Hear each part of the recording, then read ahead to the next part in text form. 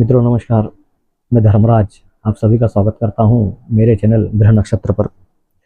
मित्रों, आज हम बात करेंगे अपनी राशि, जन्मी राशि। जो भी आपकी राशि, आज तक आपने यही देखा होगा, कुंडली देखी होंगी, 12 घर देखे होंगे, लेकिन क्या आपको पता है कि आप जिस राशि में जन्मे हैं तो आपका संबंध अपने शरीर के किस अंग से है? तो मित्रों, इस काल पुरुष की कुंडली में आपकी रास है जो किस अंग से संबंधित है, इस वीडियो में हम आज देखेंगे काल पुरुष के लिए अंगों को लेकर आप किस अंगों को लेकर जन्मे हैं। मेष से मीन तक के अपनी कुंडली से जाने अपना गहरा राज। मित्रों, देखिए मित्रों, ऋग्वेद के पुरुष सूक्त में सृष्टि के एक प्रश्न पूछा गया है कि मुख किमस्य कौबाहु का उ पादा उच्चते। इसका विराट पुरुष का मुख क्या है? मतलब इस कुंडली में, इस जन्म में या इस काल पुरुष में इनका मुख कहाँ है, इनके बाहु कहाँ है, इनकी जांघ कहाँ है? तो वेद ने इसका उत्तर दिया, पर ज्योतिष ने इसी प्रश्न का उत्तर 12 राशियों से दिया।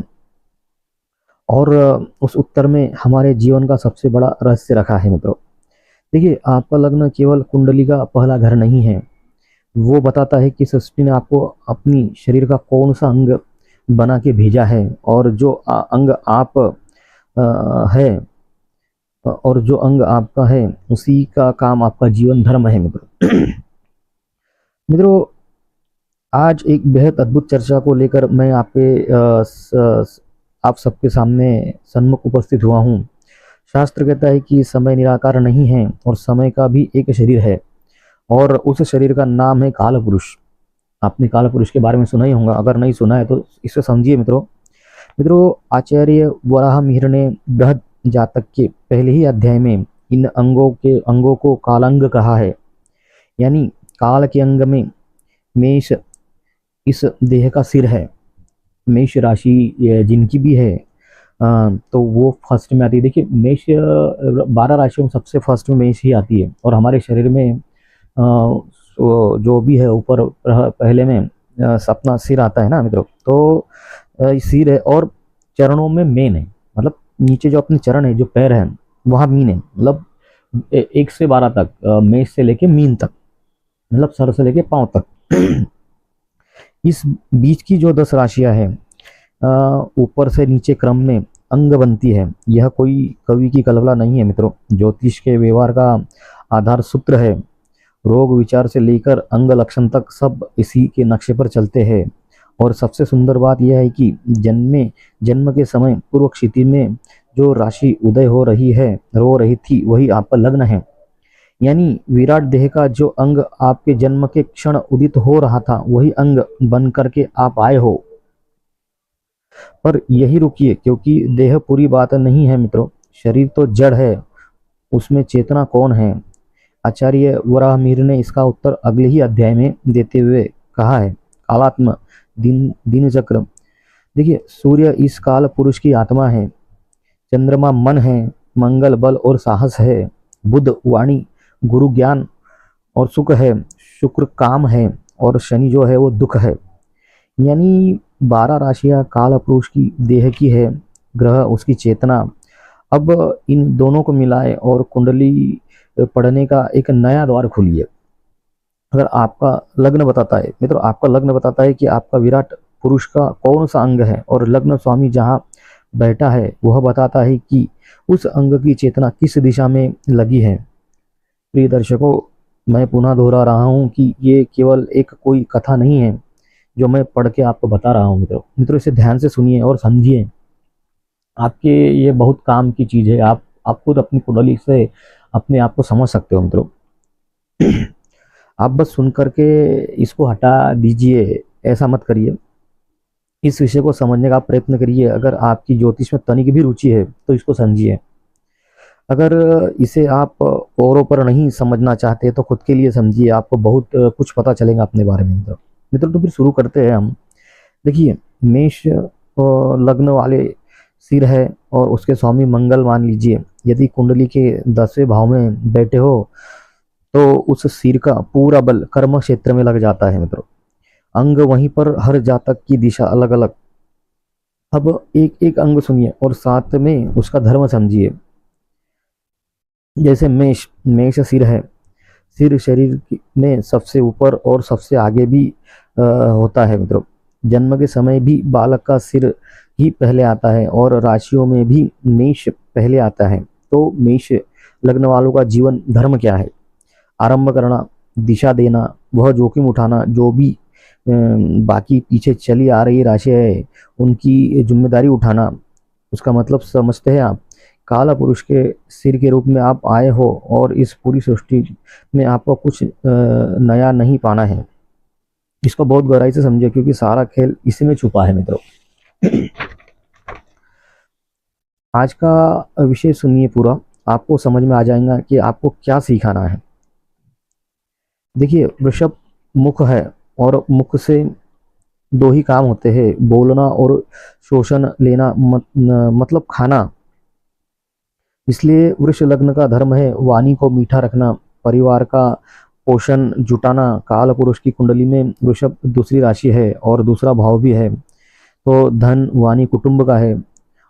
अंग और भाव एक ही बात कहते हैं कि वृषभ वालों को अपने जो परिवार का है पालन पोषण, उनसे वाणी में और ये चीज़ों का इनको ये मिला है मित्रों।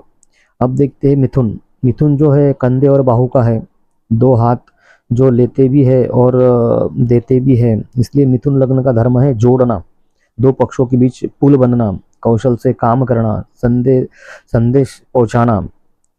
तीसरी जो राशि है मित्रों कर्क, जो हृदय है, हृदय है। हृदय की एक विशेषता यह है कि वह किसी ही अंग को मना नहीं करता, सबको रक्त पहुंचाता है बिना ये पूछे कि तुम मेरे कितने काम आते हो।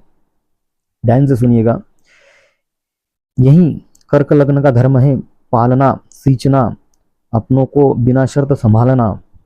और सिंह है उदर है यानी पेट, जहाँ जठराग्नि रहती है। पेट का काम है जो मिले उसे पचाकर शरीर को बल देना। इसलिए सिंह लग्न का धर्म है धारण करना, कच्चे को पका हुआ बनाना और वह केंद्र बनाना जिस पर सबको शक्ति मिले। राजा का असली काम यही है मित्रों। अब देखिए कन्या। कन्या यानी कमर और आंत का क्षेत्र है। तो आंत का काम संसार का सबसे बड़ा विवेक है कि कि सार को रखना, व्यर्थ को निकालना। तो कन्या लग्न का धर्म है छानना, विश्लेषण करना, शुद्धि, सेवा और हर काम से दोष अलग कर देना। यह काम कन्या का होता है मित्रों। अब तुला है। तुला जो है वो नाभि के नीचे का वो भाग है जहाँ शरीर का भार संधता है या संभलता है। ध्यान से समझिए, तुला 12 राशियों में से चक्र का ठीक मध्य भाग है और 7वीं राशि और शरीर में यही स्थान ऊपर और नीचे का मध्य बिंदु है तुला राशि। इसीलिए तुला लग्न का धर्म क्या है? संतुलन, संतुलन करना, शरीर को संभालना, साधना, दोनों पक्षों को न्याय करना, संबंधों को गिरने न देना, यह काम होता है तुला राशि का। अब वृश्चिक सुनिए। वृश्चिक जो है गुप्त अंग है, वहाँ वह स्थान जो सबसे छिपा है, वह जहाँ से जीवन जन्म लेता है। और देखिए वृश्चिक 8वीं राशि है और 8वां भाव भी है, रहस्य, आयु, बड़े बदलाव का है। तो वृश्चिक लग्न का धर्म है गहराई, छिपे हुए को समझना, संकट में से नया जन्म निकालना। यह होता है वृश्चिक का काम। यह होता है वृश्चिक का शरीर का काम। अब जानिए धनु। धनु जो है वो जांग है, शरीर के सबसे बड़ी और बलवान मांसपेशी जो लंबी यात्रा कराती है। इसलिए धनु लग्न का धर्म है आगे से चलना या आगे ले जाना, आगे चलाना। ज्ञान की, धर्म की, उद्देश्य की यात्रा अकेले नहीं, सबको साथ लेकर चलना, यह ध्येय होता है धनु राशि का हमारे काला पुरुष की कुंडली में। अब देखिए मकर। मकर जो है घुटना है, पूरे पैर में झुकना केवल घुटना जानता है मित्रों। पूरे शरीर के अंदर अगर कोई झुकता है तो वो घुटना है, जो मकर राशि या मकर लग्न वालों के लिए ये अप्लाई होता है। और बिना घुटने के मोड़ एक सीढ़ी भी नहीं चढ़ी जा सकती है। यही मकर लग्न का धर्म है, मतलब झुक कर चढ़ना यानी अनुशासन, धैर्य और श्रम से ऊंचाई पाना और छलांग से आगे बढ़ना। छलांग नहीं लगाना, धीरे से झुककर आगे बढ़ना, यह काम होता है मकर राशि का। अब देखिए कुंभ। कुंभ जो होती है पिंडलिया है, मित्रों, कुंडलिया जो है आधुनिक शरीर विज्ञान पिंडली को दूसरा हृदय कहा जा गया है, क्योंकि वह नीचे से अम, ऊपर तक रक्त को लौटाती है, संचार कराती है। चलने का सारा श्रेय जो है वो पिंडली करती है मित्रों। तो यह श्रेय कभी नहीं मांगती। और सो कुंभ लग्न का धर्म है लोगों के लिए खड़ा रहना, लोग समाज में नीचे वालों को ऊपर पहुंचाना, बिना नाम के, बिना किसी इसके लालच के या जो भी है, बिना निस्वार्थ सेवा करना, आगे बढ़ाना, यह काम होता है कुंभ वालों का। मित्रों, मीन मीन जो है चरण है, मुझे पूरे शरीर पैरों पर टिका है, पर पैर सबसे नीचे रहते हैं। सोचिए, पूजा पूरे शरीर में केवल चरणों की ही होती है। हम किसी का सिर नहीं छूते, चरण छूते हैं। इसलिए मीन का धर्म है समर्पण, सबका भार उठाना, सबके नीचे रहकर सबसे वंदनीय हो जाना। मुझे मीन अंतिम राशि है और ये मोक्ष की राशि भी है मित्रों। तो ये यह उस राशि का अर्थ है मित्रों।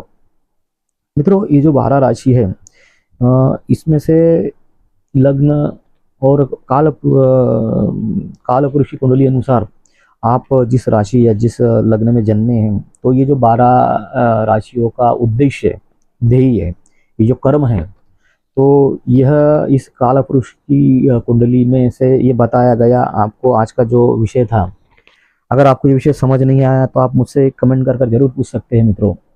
और आपको अगर ये वीडियो पसंद आया है, इस टाइप की वीडियो आपको देखना है, तो आप मुझे कमेंट कर बताइए।